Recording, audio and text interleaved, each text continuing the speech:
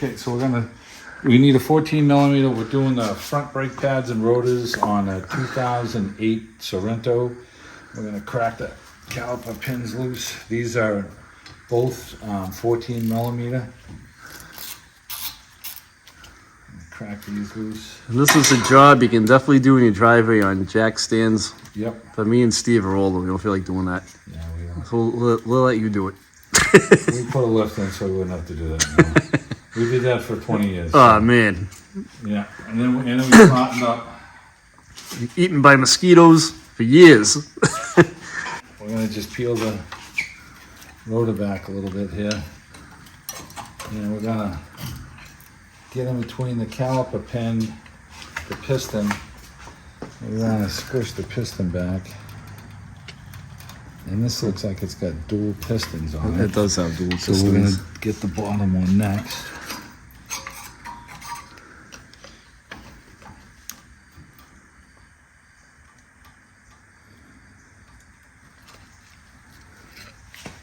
Okay. We can push the brake pad back with our smaller screwdriver.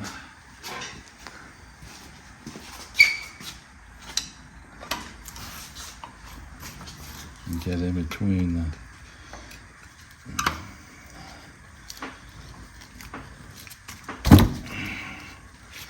it's tight. Alright, well, I think the caliper piston's all the way back, so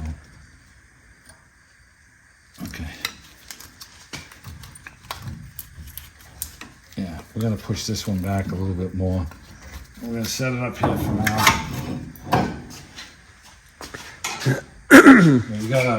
We can use a tool like this, and we can collapse the caliper with this piston. One of the pistons went all the way in, so. Yeah, the one they were on now didn't. There it goes. Check this one. If you do them slow, you usually don't push the other one out. What you can do too is if one starts pushing out, is you can put the old brake pad on them and squeeze on the old brake pad. Okay. All right. So we got this all set up. We're just gonna rest our caliper up here, and our brake bracket is a 17 millimeter.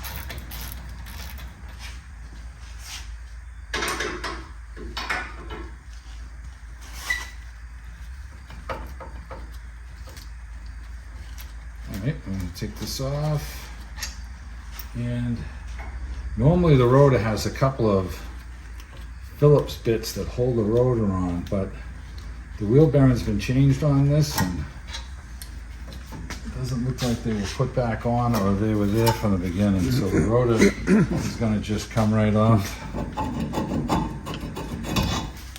Alright, so we're going to remove our brake pads and slide these out. And Tony's changing these because we had a pulsation issue. So, we got our wire brush, and we'll wire brush these. And then we're going to run a file across them the best we can. You're just looking for loose, scaly metal here. And make sure we get that all out, so our clips sit down correctly. And if they don't sit down flat, they're going to be pushing up, and it's going to shorten the distance on your brake pad, and that's going to make the pad drag and be tight. And you don't want that. You want it to be smooth. So we've got our little file here. We run across the tops, across the sides, just making sure that that's clean. do the other side.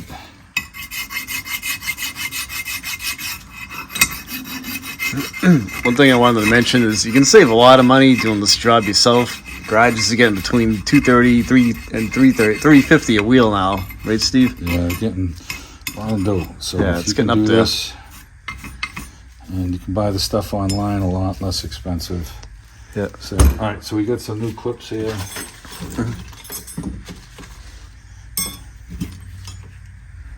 So we can get our clips into place.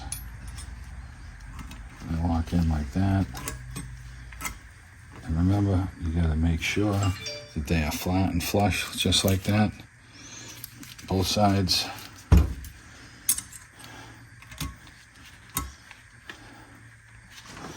Okay, let's do our caliper pins.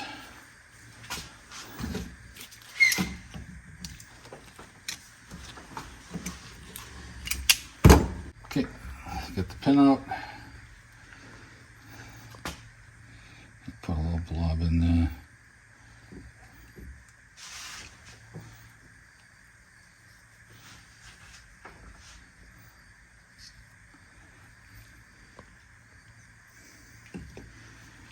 You can put a little in the boot so that when we push it in, it comes out just like that. I can just throw that in there. We got this one. It's got a little rubber end on it. They usually go in a certain way, so pay attention to which way they came out. Put them back in the same way.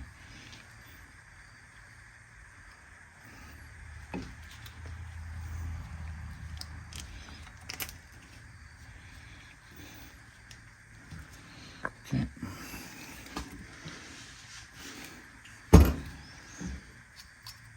Lube up our clips.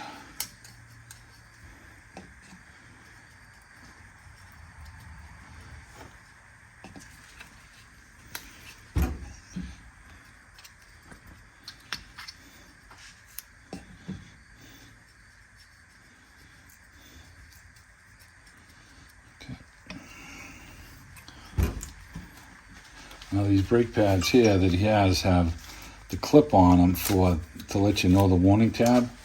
And this particular model slides right into the pad here, into the clip on this, but they ground it down so it fits pretty good. So it's not going to drag. We put the other one in and it felt pretty good.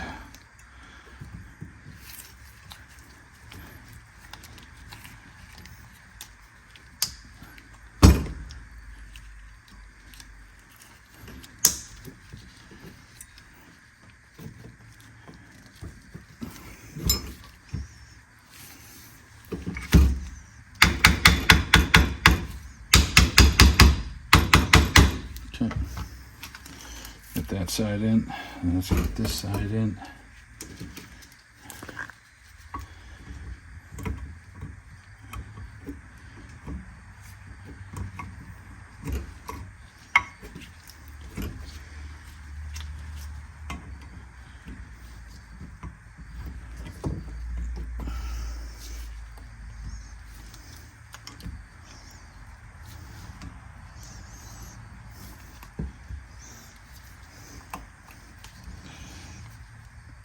There it is.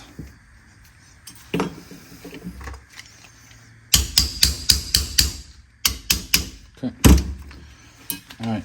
If you get a little paw prints in your brake shoes, we got some sandpaper in here.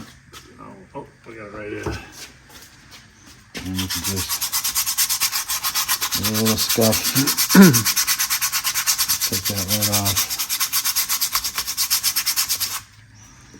Same thing with the other side. Try and do it with your hands clean, but you know, you're dealing with the grease. All right, so we got this all lubed up and ready to go, and we have to clean our rotor right now.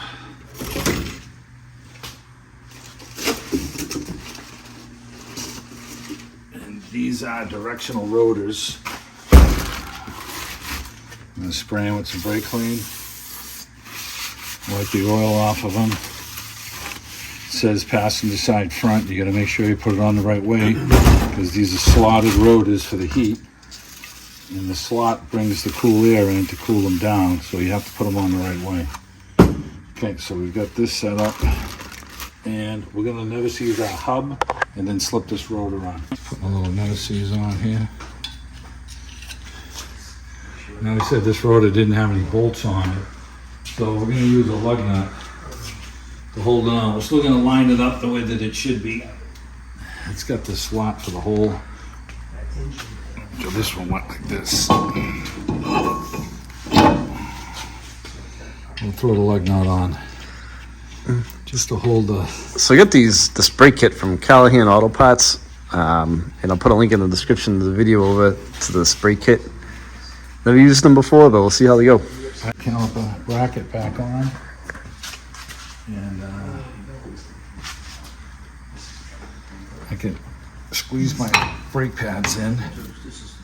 And we've already never seized up our bolts here.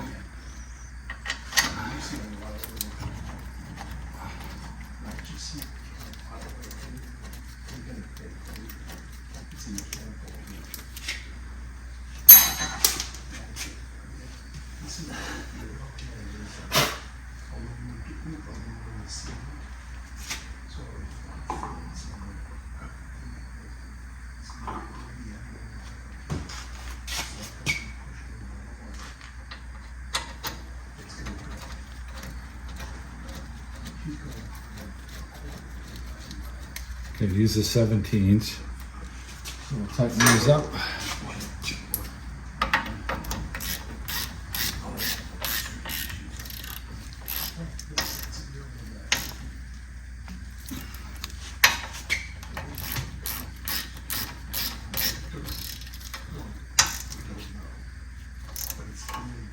Okay, get those tight.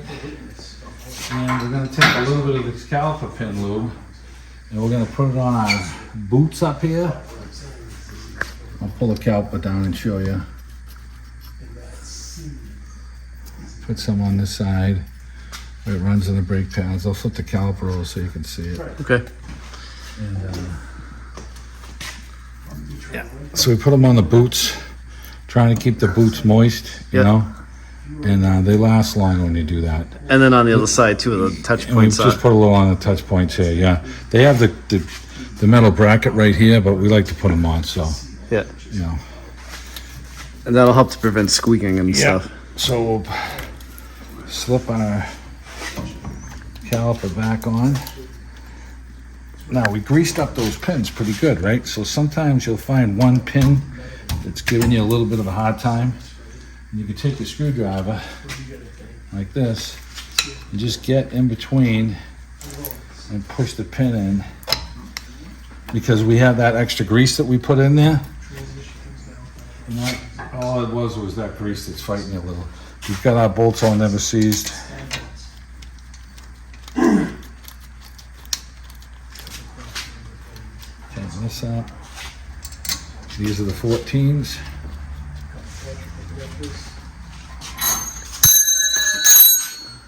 And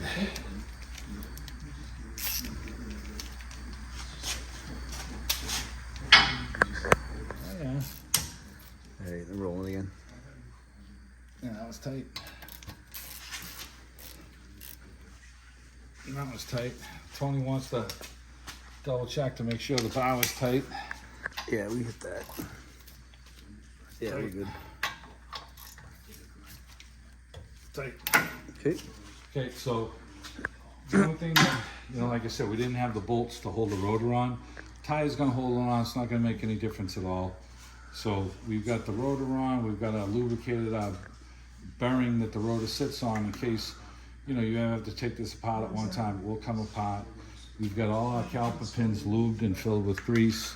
We did our slides, filed the slides, put the new clips on, and we got everything never seized and put back together, and everything's tight. It's gonna be the same procedure as the other side, and you're gonna pump the brake up, and we're gonna double check our brake fluid when we're done. You shouldn't have any bleeding involved in this. Shouldn't have to bleed the brakes at all. And if you feel more comfortable about doing the rears and then pumping your brake and then doing the front and pumping your brake, we didn't have any fluid leak out, so either Tony's, we had really thick brake pads on this, so that's why we didn't push much fluid out, because we changed these because he's got a distorted brake Brake rotors, rotor, yeah. pulsation. So, but it's going to be the same procedure on the other side as this one, and now to finish it up.